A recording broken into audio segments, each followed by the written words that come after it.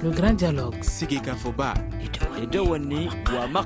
Le grand dialogue de l'émission de débat du studio Tamani sur votre radio. Le grand dialogue.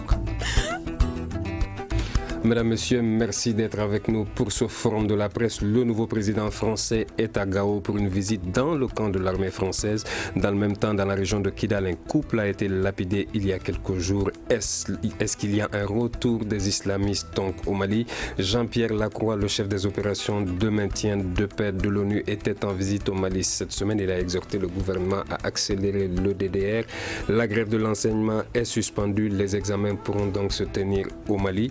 Nos invités pour faire le point de l'actualité de cette semaine sont Boubacar Sidiki Haïdara du journal du Mali, Boubacar Païtaou, il est lui du journal L'Indépendant, Paul Ben qui est journaliste indépendant, Lévi Dougnon des Échos. Je suis Ousmane Diadje Touré pour vous présenter cette émission. Elle est mise en onde par Salim Jouara.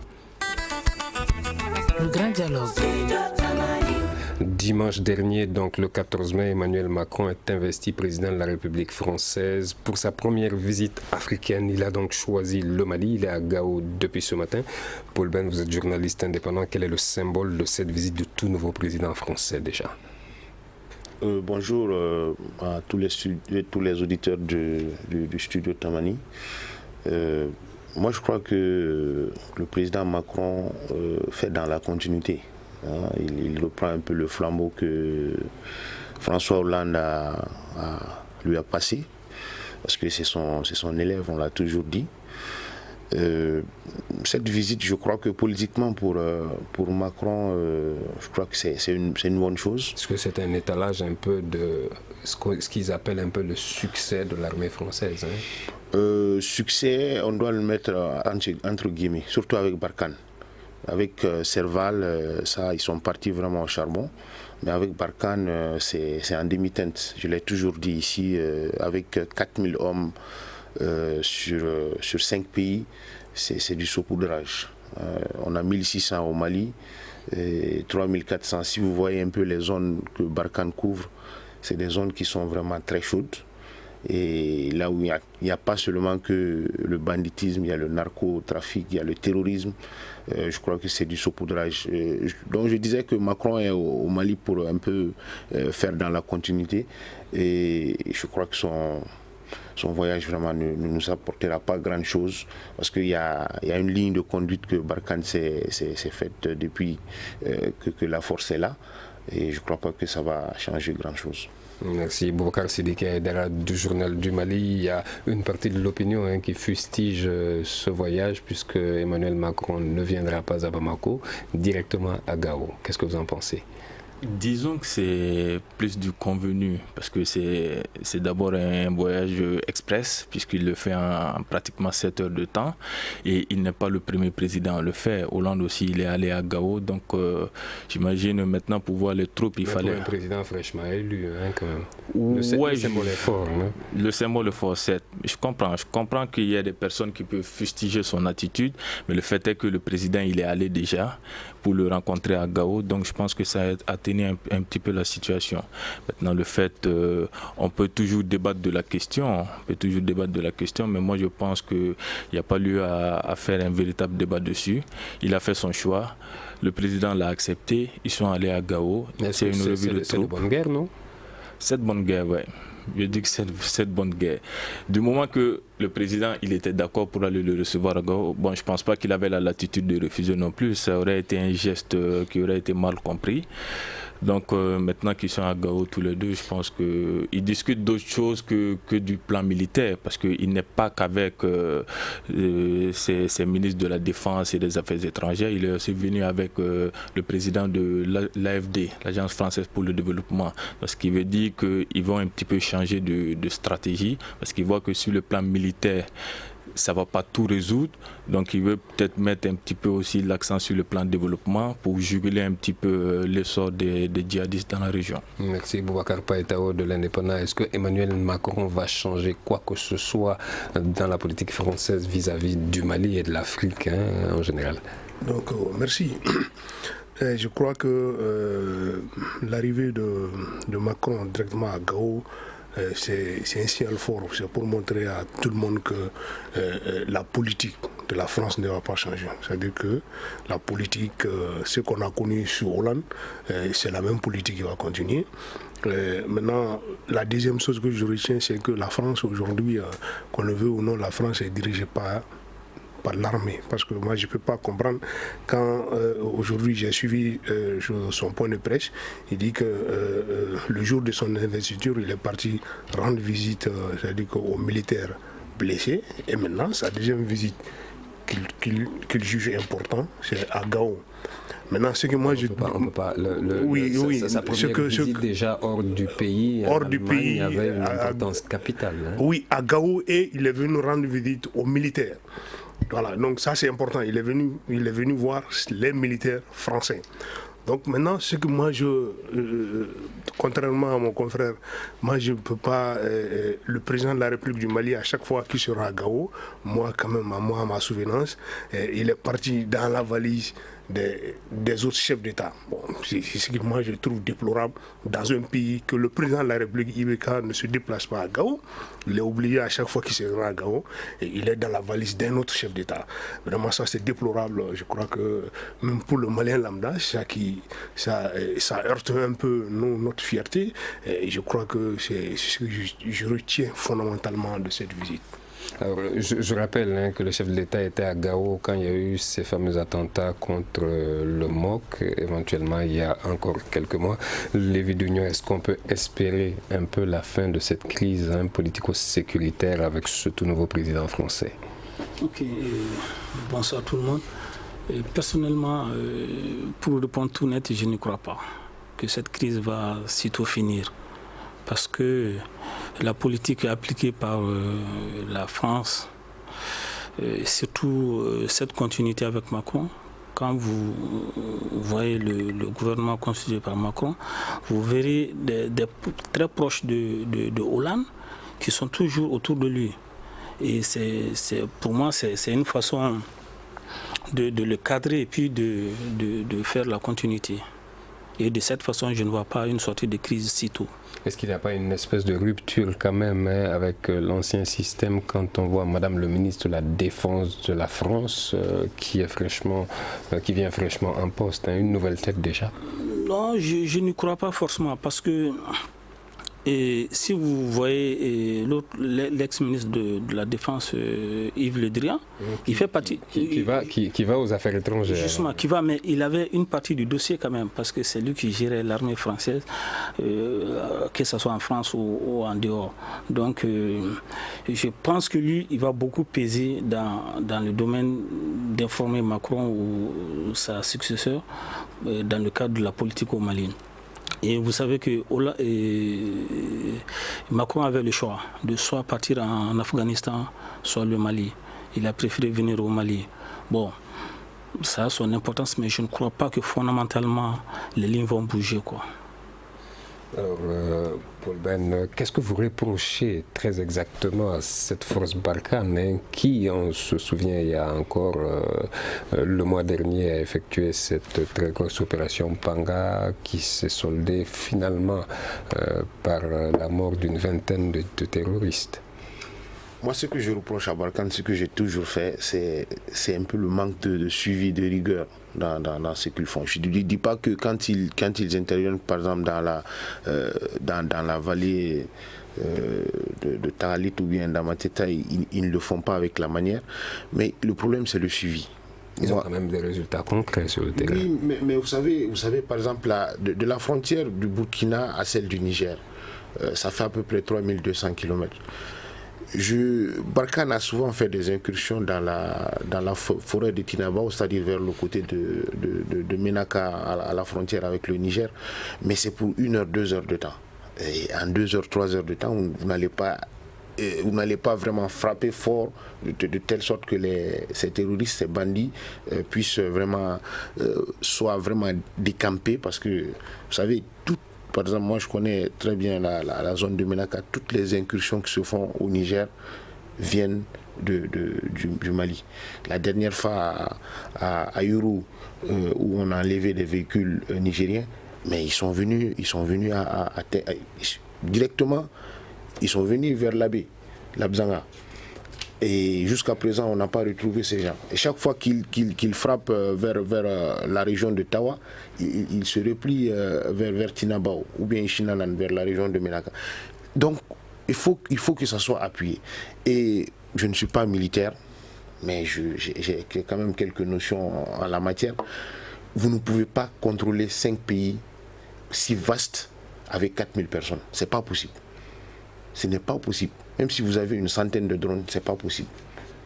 Donc ce que Barkhane fait, moi jusqu'à présent je le dis, c'est du saupoudrage. La France a voulu maintenir militairement son pied en Afrique, pas seulement au Mali mais en Afrique, avec la force Barkhane, mais ici ils sont mal pris. Parce que Serval, en 2013, on a vu le travail de Serval. Les gens de Serval sont partis au front, ils sont partis au choc, au contact avec ces personnes. Nous aujourd'hui, moi par exemple, j'ai souvent échangé avec les gens de Barkhane, mais je leur dis, écoutez, à tels endroits précis, il y a telle sorte de personnes, il y a tel nombre de personnes. Mais souvent j'ai des réponses politiques, des militaires qui me donnent des réponses politiques. Franchement, c'est ce que je reproche à Barkhane. Merci Boubacar Sidiki Aïdara. Est-ce que la sécurité de la sous-région, de la bande du Sahel, incombe à Barkhane seul? On a nos armées régaliennes, mais est-ce qu'il y a une franche collaboration, par exemple, dans le cas du Mali, entre Barkhane, la MINUSMA, l'armée malienne et parfois ces groupes armés sur le terrain? Parce qu'il y a tellement d'hommes en armes qu'on se demande comment il peut y avoir une telle prolifération de terrorisme dans le pays. Je suis assez d'accord avec ce que dit M. Ben. Barkhane pourrait mieux faire. Et ce n'est pas avec 4000 hommes qu'on peut contrôler toute cette zone-là qui est assez vaste, qui est assez large. Alors Macron, dans son allocution d'aujourd'hui, il a demandé il a dit que les pays européens font déjà beaucoup, mais qu'ils peuvent mieux faire encore, surtout l'Allemagne. Nous, justement, dans le même temps, qu'est-ce que nous on fait concrètement sur le terrain? Quelle est l'efficacité intrinsèque de notre armée? Quelle est l'efficacité justement de ces groupes armés sur le terrain, que ce soit la plateforme ou la CMA? Alors, je pense qu'il n'y a qu'à Menaka où que ça marche un peu.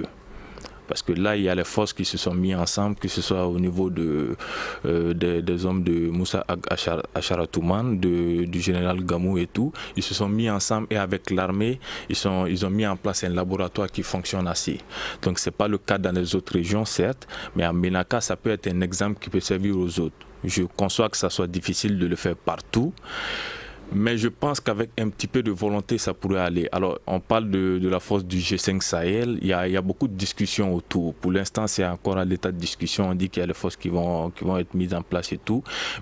Et il y a apparemment un mandat qui les a été donné, mais on n'a pas plus de précision sur le mandat qui les a été conféré. Est-ce que ce sera le même mandat que celui de la MINUSMA? Si c'est le même mandat que celui de la MINUSMA, moi je pense que ça sera un fourre-tout et que ça ne servira pratiquement à rien. Mais cette force du G5 justement qui tarde à se mettre en place, on a parlé d'une force tripartite Mali, Niger, Burkina d'ailleurs qui n'a toujours pas vu le jour.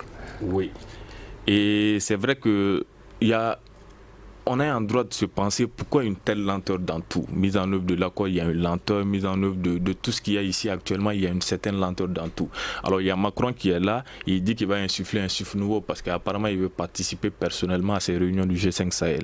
Alors je ne sais pas si ça va apporter un quelconque changement ou pas, on espère. Et je pense que, disons que si la force du G5 Sahel s'allie à la force Barkhane et tout, ça peut avoir un certain impact. En tout cas, on l'espère. Je l'espère personnellement. Retrouvez Studio Tamani sur les réseaux sociaux. Commentez sur Facebook et Twitter nos informations, nos photos et nos vidéos. Prolongez le débat sur Studio Tamani.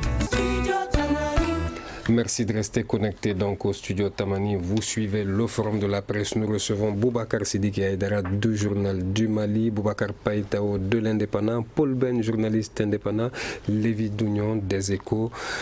Un autre thème à présent, on a vu, est-ce le retour des islamistes au Mali? Une femme et un homme ont été lapidés dans la région de Kidal par des islamistes qui leur reprochaient de vivre en concubinage, en violation avec la loi musulmane.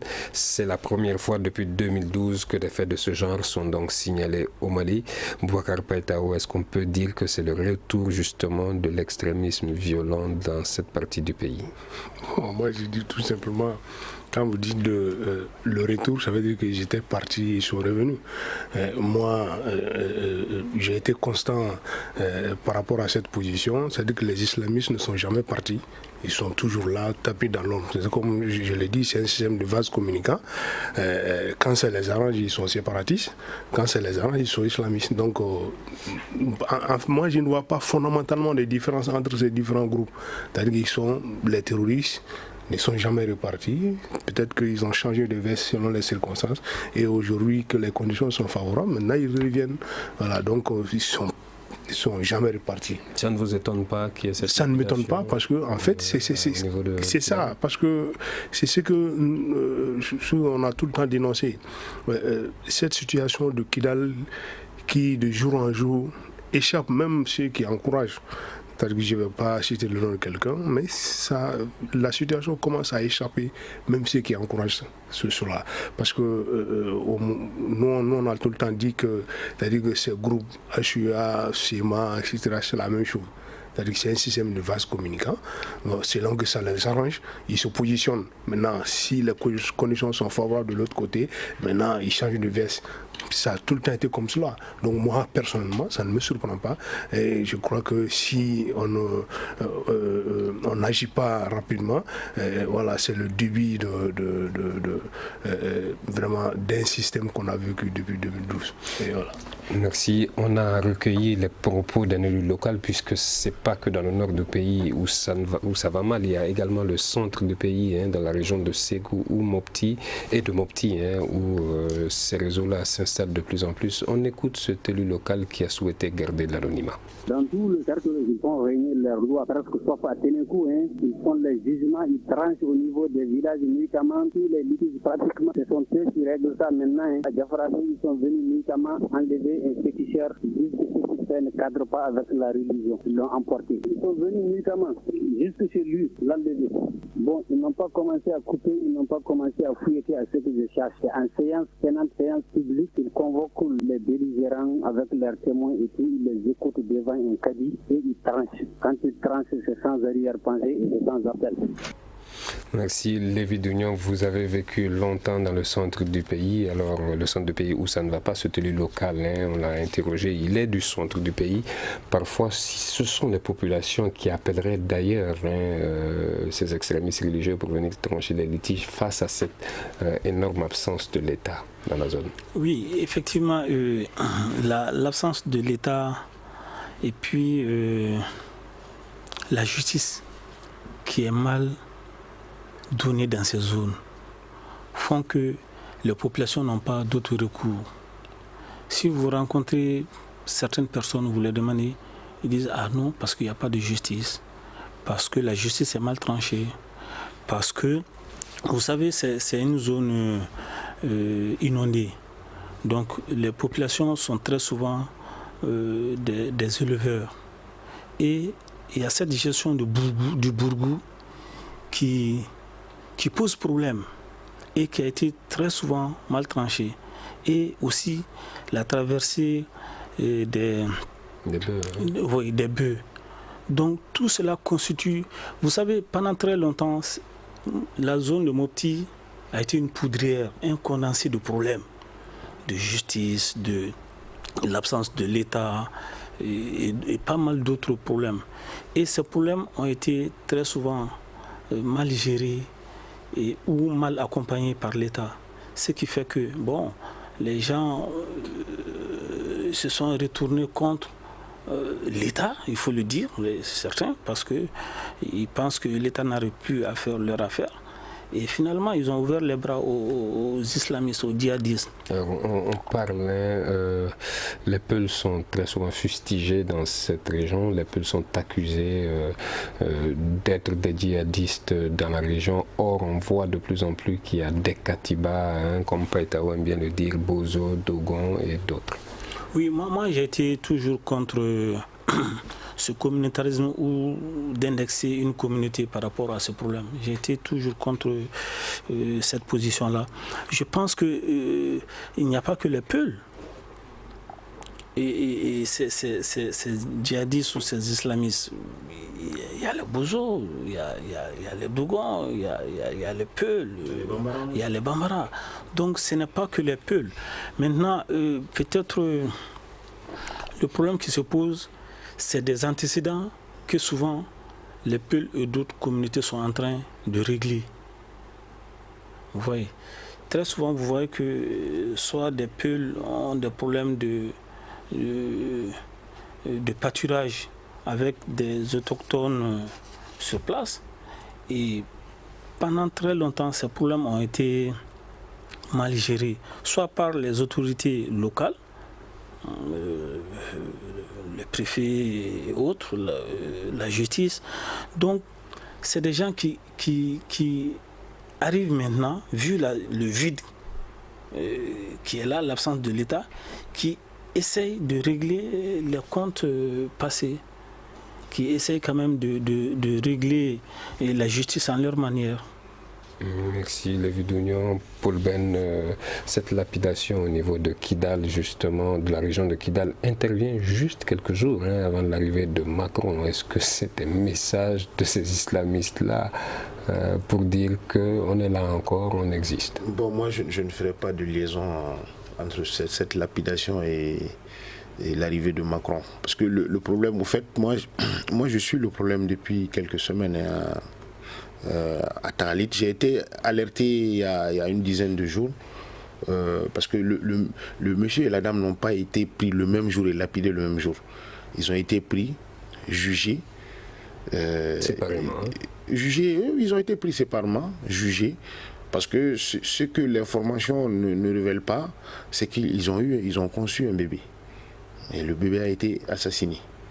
Ce que l'information ils n'ont pas révélé cette information, peut-être c'est par pudeur ou quoi, mais le bébé a été assassiné. Donc le monsieur et la dame ont été arrêtés séparément, jugés, gardés d'abord, puis lapidés. Et la zone de Taralit, c'est comprise entre Tessalit et Aguelhok.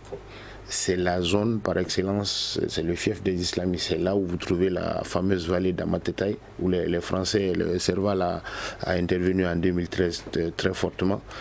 Vous ne verrez pas ce genre d'agissement, par exemple, dans le cercle de Tessalit. Ce n'est pas possible. Ou même dans le cercle de Kidal. C'est dans cette zone-là que vous verrez des agissements de ce genre. Et c'est le fief de Yadagali que tout le monde connaît. Donc, moi, je crois que c'est des poches comme ça qu'il y a, par exemple, dans la région de Kidal, qu'on peut trouver dans la région de Mopti, de Ségou, et même un peu plus au sud. Donc, ces gens-là sont là, ils existent, comme mes confrères l'ont dit. Ils sont là, ils existent. Ceux qui fréquentent la zone le savent. Nous, on le sait, par exemple. Moi, personnellement, je le sais. Je sais qu'ils sont là. Maintenant, vous savez, je l'ai toujours dit aux Français, surtout aux gens de Barkhane, c'est pas parce que mon cousin est islamiste que moi je le suis.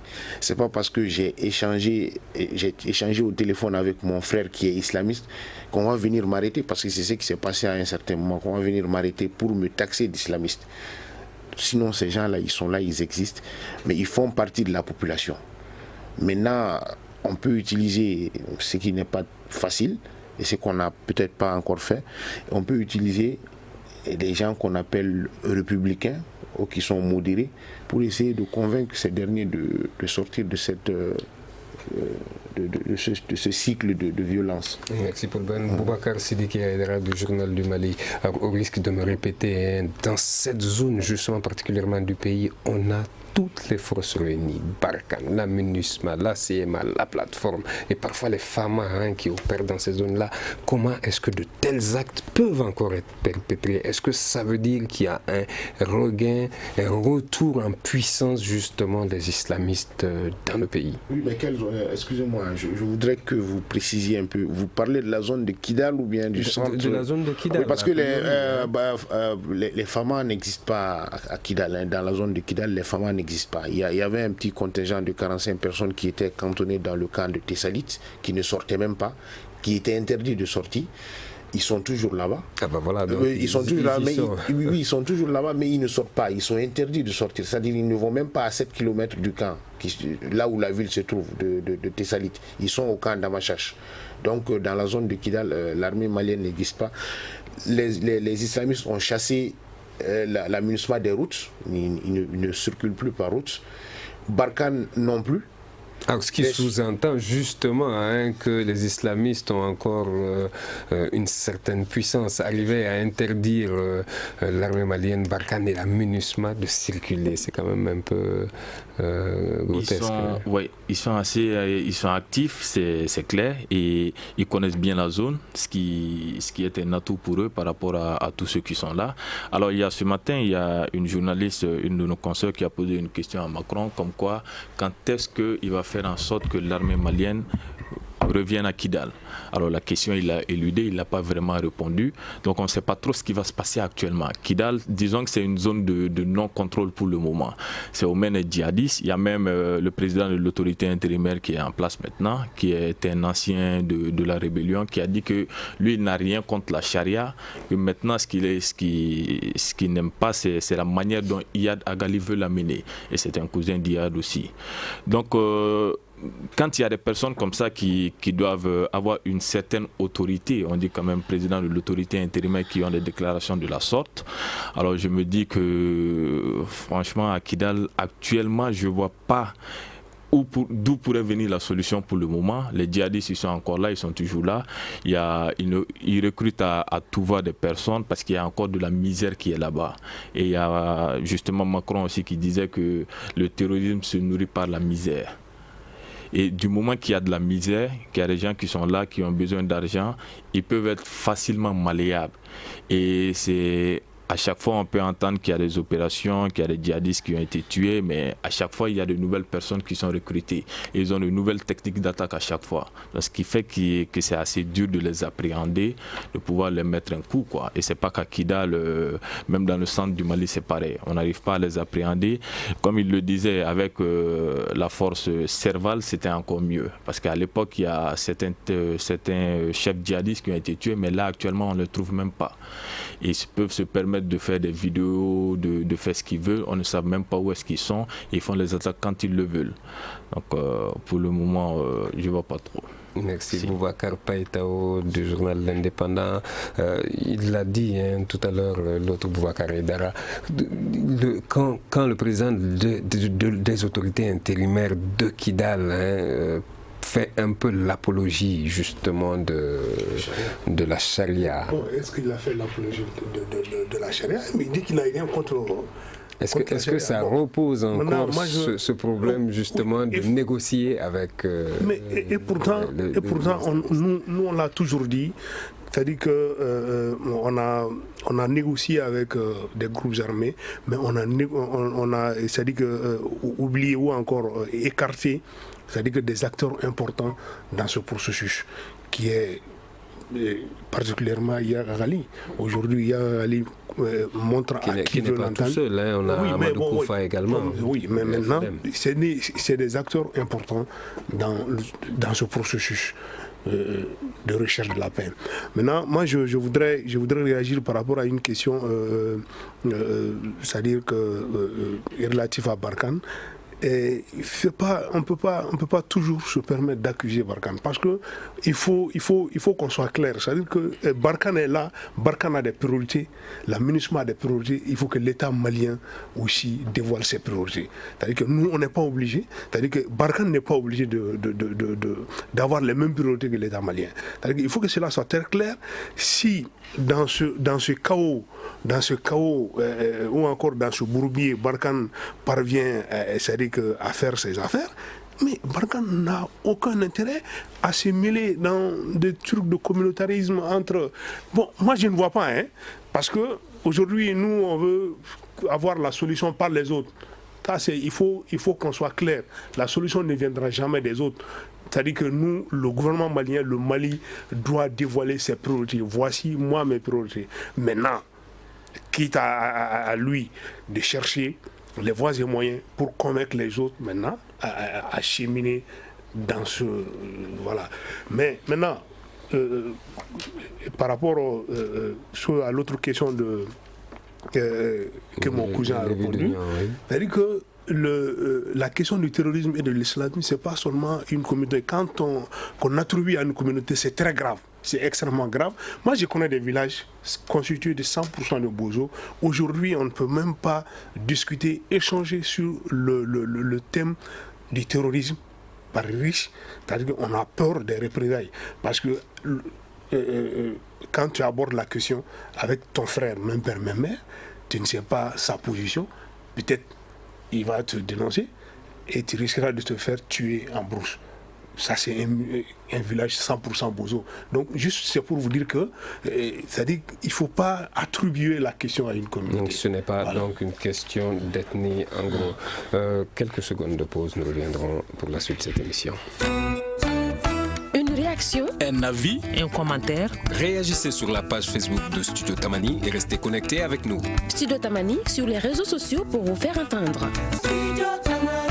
Vous suivez le forum de la presse avec les confrères Boubacar Sidiki Aïdara du Journal du Mali, Boubacar Païtao de l'Indépendant, Paul Ben, journaliste indépendant, et Lévi Dougnon des Échos. Une autre visite au Mali, celle de Jean-Pierre Lacroix. Jean-Pierre Lacroix, qui est le nouveau chef des opérations de maintien de la paix, qui a effectué une visite de 2 jours dans la semaine. Il a parlé entre autres de renouvellement du mandat et a exhorté à une accélération du processus DDR qui était d'ailleurs annoncé pour le 15 mai dernier.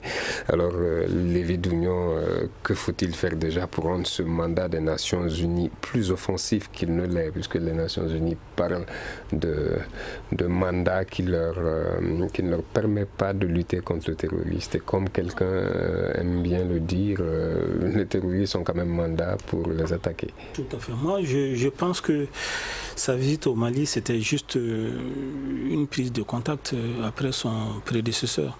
Il est venu juste voir les éléments de l'ONU qui sont au Mali, l'aménagement, et échanger, peut-être s'imprégner et de s'informer par rapport à des situations. Mais de là à dire que bon, ils vont prendre des résolutions ou bien des engagements qui pourront élargir ou rendre le mandat plus offensif. Voilà, ça, j'en doute beaucoup. Franchement, j'en doute beaucoup. Est-ce que cette visite a un autre symbole particulier, après arriver là-dessous, Jean-Pierre Lacroix qui vient au Mali? Oui, c'est un symbole. Il a entre autres parlé d'accélération du DDR qu'il faudrait rapidement mettre en route. Oui, est-ce que... C'est juste un discours politique? Oui, parce que ces genres de discours, on l'a beaucoup entendu depuis le début de la crise malienne. Chaque fois, ça vient et puis bon, sur le terrain, on constate que ça ne bouge pas. Bon, voilà, je ne trouve pas franchement que ça va beaucoup modifier leur position. Paul Ben, par rapport justement au mandat, est-ce qu'on peut le rendre plus offensif qu'il ne l'est? On est déjà sous chapitre 7. Qu'est-ce qui pourrait éventuellement changer? Oui, moi je crois que c'est là même où le bas blesse. Parce que la MINUSMA, avec tous les moyens qu'ils ont déployés sur le terrain, les militaires continuent de nous tenir le langage des politiques. C'est-à-dire ce que M. Anadif devait dire, ce sont les militaires qui le disent. J'ai rencontré un peu le général sénégalais qui coiffe un peu toutes les troupes militaires de la MINUSMA. Il a tenu un langage politique. C'est-à-dire, vous savez, le langage politique, le militaire parle avec les armes. Quand on dit par exemple à Kidal, on dit aux groupes armés de dégager. Mais quand les politiques disent aux groupes d'armées de dégager, c'est les militaires qui doivent l'appliquer. Mais quand les militaires continuent à négocier, à parler, c'est pas ça le travail des militaires. Le travail des militaires, c'est d'exécuter les décisions des politiques. Et c'est pourquoi je dis que les militaires continuent à parler le langage des politiques. Et comment est-ce qu'on peut renforcer? On nous a dit ici plusieurs fois que bon, la MINUSMA avait besoin de drones, elle avait besoin de ceci, de cela. Moi qui suis constamment sur le terrain, moi je vous dis aujourd'hui, et je le dis et je le répète et je le soutiens, il n'y a pas, c'est-à-dire de différence entre ce que Barkhane a, ou bien ce que les Allemands ont, et ce que la MINUSMA a. La MINUSMA a tout ce que ces forces ont. Tout. Mais le problème, c'est quoi? Ils ont une ligne de conduite. Ils ont commencé à nous bombarder des discours politiques, force d'interposition, force de régulation, force de ceci, de cela. Maintenant, la MINUSMA s'est réduit à être une compagnie de transport. Transporte tout ce que vous voulez comme personne. Ils sont devenus des projets, maintenant ils font plus dans le développement. C'est bien, ils construisent des écoles maintenant à Kidal, mais nous, le problème c'est quoi? Le problème aujourd'hui, c'est la sécurisation des personnes et de leurs biens. C'est ce qui manque à la MINUSMA. Boubacar Sidiki Aïdara, est-ce que si on résout justement certains problèmes de développement dans ces zones-là, il n'y aurait pas moins d'attaques? Parce que le problème fondamental, d'ailleurs, les raisons principales pour lesquelles il y a eu cette rébellion au nord, c'était surtout des questions de développement. Monsieur Diadia, avant qu'il nous reprenne, je crois que la MINUSMA quand même ne va pas construire les routes. Ça, allez-y. La MINUSMA ne va pas construire les routes parce que si vous construisez la route, vous avez fait 60% du boulot dans le domaine du développement. Mais la MINUSMA ne va pas le faire. Allez-y. Disons que c'est surtout une question d'interprétation. Parce que je ne les vois pas aller au-delà faire de grandes actions d'infrastructure, de grandes actions de développement. C'est surtout des effets d'annonce qui veulent mettre dans la presse, On te dit qu'on a distribué des sacs de riz, on a fait ceci, on a fait cela. C'est surtout des effets d'annonce. Et ce n'est pas des actions qui auront une certaine portée dans le temps. Moi, c'est mon avis. Alors, moi, je pense que la mission principale, c'est la sécurisation. Et là, ils n'arrivent même pas à la tenir. Parce que à chaque fois, on entend qu'il y a eu des attaques. Et eux-mêmes, ils se font attaquer. Il y a la population civile qui se font attaquer. Il y a beaucoup de personnes qui se font attaquer. Donc, la mission principale qu'ils ont, ils n'arrivent même pas à la tenir. Et il y a plusieurs personnes qui sont là, qui doivent tenir cette mission. Parce qu'il y a plus de 10 000 éléments qui sont déployés ici au Mali. Ils ont les moyens pour le faire, mais ils ne le font pas. Alors, je ne pense pas que ce soit ce qu'ils vont nous annoncer toujours, parce que je suis d'accord avec M. Ben, c'est surtout des discours politiques. Parce que la MINUSMA, on dirait que ce n'est pas une force militaire, mais c'est surtout une force politique qui est déployée ici. Ils parlent beaucoup, mais après on ne voit pratiquement rien. Merci. Justement, Boubacar Païtao, est-ce que si on arrive au DDR, si on arrive à tenir justement ce DDR-là, est-ce que ça ne va pas baisser, ça ne va pas faire baisser les fréquences d'attaque qu'il y a dans le pays? Voilà, maintenant, avant de répondre à votre question, je crois que je vais revenir sur un de mes propos. C'est-à-dire, il faudrait que nous comprenions qu'on n'a pas la même priorité que ceci. Que cela soit très clair. C'est-à-dire que la sécurisation de notre pays, là, il revient aux Maliens, uniquement aux Maliens. C'est à nous de se donner les moyens pour sécuriser notre pays. Et je me rappelle très bien, c'est-à-dire que nos militaires, nos policiers et autres là, faisaient tout ici pour faire partir, c'est-à-dire que pour participer à ces missions-là à l'extérieur. Ça veut dire qu'il y a de l'argent, ils vont pour leur business. Ceux-ci aussi viennent pour leur business, ils n'ont pas la même priorité. Maintenant, pour revenir à votre question, nous on l'a tout le temps dit ici. C'est-à-dire que ce processus de DDR, il fallait commencer par ça. C'est-à-dire qu'à partir du DDR, on saura qui doit prendre des armes sur cette partie du territoire malien. Vous pensez éventuellement que ça va faire baisser les fréquences d'attaque? Oui, parce que à partir du moment où on va faire le processus de DDR, c'est-à-dire qu'on va cantonner les groupes armés, maintenant on va dire que à partir de cet instant, qui doit porter les armes sur cette partie. C'est ça aussi un peu la particularité. Donc je crois que ça va baisser beaucoup, c'est-à-dire que les attaques. Maintenant, si tu ne fais pas partie de ce lot-là, si on te voit avec les armes, ça veut dire que tu es un bandit et voilà, on te neutralise. Merci. On va aller directement au dernier chapitre, Lévi Dunion. Je ne vais pas vous laisser vous prononcer sur cette question. Il semble que le ministre Aguerlaf ait réussi son baptême de feu, comme le titre plusieurs journaux de la place, après la suspension donc, de la grève chez les signataires de l'accord du 15 octobre 2016. Ce sont les enseignants du Nord qui reprennent justement le chemin des classes après 3 mois de grève, mais est-ce que l'année peut être sauvée aujourd'hui avec tout ce retard accusé? Oui, l'année peut être sauvée parce que si on se donne les moyens de sauver l'année, c'est possible qu'on... Mais à quel prix avec Ah oui, ça ne va pas être facile, mais Je pense que c'est bien possible parce que cette, entre parenthèses, petite crise a été pas négligée, mais on a laissé la crise s'étendre pendant très longtemps. Donc nous sommes face à cette conséquence. Mais je pense qu'on peut revenir et gérer l'année, sauver l'année, c'est bien possible. On a vu la grève des magistrats, la grève du secteur de la santé. On a vu... Parce que quand les magistrats ont eu gain de cause, brusquement tout le monde s'est levé parce que nous sommes en fin de mandat. Vous savez, en fin de mandat, le Front social se bouillotte, tout le monde se lève parce que tout le monde s'est dit qu'il va partir. Bon, c'est un moyen de lui tordre la main, etc. etc.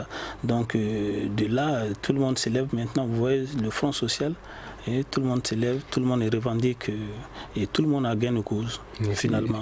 Paul Ben, est-ce que la même question que je vous ai posée, je pense, la dernière fois que vous étiez là, est-ce que le gouvernement a réellement les moyens de satisfaire toutes ces revendications de Front social aujourd'hui? Moi je l'ai dit la dernière fois aussi, il y a des revendications qui ressemblent à un travail où on vous demande de casser une montagne avec une cuillère, quoi. Il y a des revendications vraiment qui ne sont pas légitimes, vraiment. Parce que je reconnais que vraiment l'administration ne fait pas, l'État ne fait pas assez d'efforts pour, par exemple, réduire son train de vie. Je l'ai dit, quand vous êtes chef de famille, si vous voulez que vos enfants suivent votre exemple, il faut être exemplaire vous-même.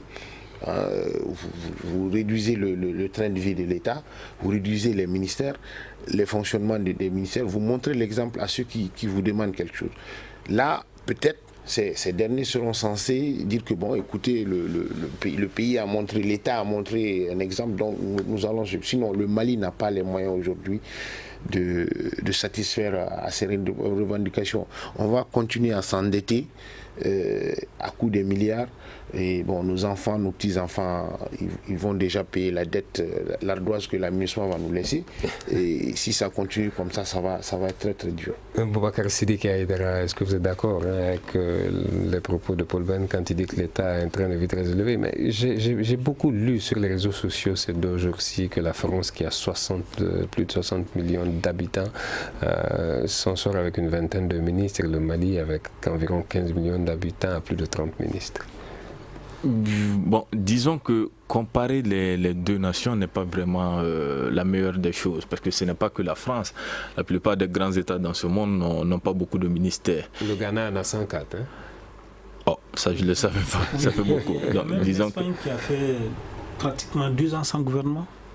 Oui. Mais est-ce que les modèles de gestion, est-ce que c'est de bonne guerre, Boubacar Païtao, justement d'aller dans la comparaison quand on voit l'espace qu'il y a à gérer déjà et les problèmes qui ne sont pas les mêmes?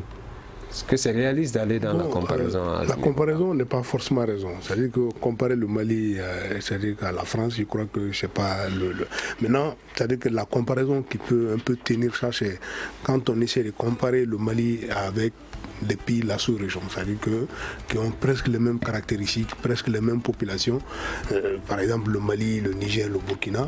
Et qui ont presque les mêmes tailles de gouvernement. Voilà, donc je crois que cette comparaison, ça peut, voilà, ça tient un peu, mais la comparaison avec la France, je crois qu'on n'a pas les mêmes politiques, c'est-à-dire que les mêmes parcours démocratiques, c'est-à-dire qu'on n'a pas la même mentalité. Je crois que la comparaison. Tout juste 2 secondes, moi, ce qu'on peut dire, moi je dis que franchement, je trouve vraiment bizarre certains ministères. Les noms de certains ministères, je les trouve bizarres et je les trouve vraiment inutiles. Franchement. Exemple. Par exemple, on a scindé le ministère de l'administration, on l'a scindé en 3 parties. Il y a un ministère dont je ne retiens pas jusqu'à présent le nom. On dirait que c'est un ministère qui est là pour récolter les impôts. Franchement, je ne sais pas. Voilà, un truc de ce genre. Donc, franchement... un dernier mot. Oui, bon, maintenant, pour rebondir sur les propos de Ben, dire que le gouvernement n'a pas les moyens, moi, je ne peux pas comprendre que le gouvernement malien n'a pas les moyens de faire face à ces revendications. Seulement, il y a ce qu'on appelle la mauvaise gestion. Merci. Merci mesdames, merci messieurs d'avoir suivi cette émission. Boubacar Païtao, merci. Merci à Boubacar Sidiki Aïdara. Paul Ben, merci. Lévi d'Union également. Merci à vous mesdames, messieurs d'avoir suivi cette émission qui est une réalisation de Aliou Sidibé. Salim Diouara a assuré la mise en onde. Mamadou Ouattara, la régie vidéo. Vous pouvez réagir au grand dialogue à travers notre répondeur. C'est au 75 84 11 11 et au 75 84 12 12. Merci. Le grand dialogue. Le grand dialogue de l'émission de débat du studio Tamani sur votre radio.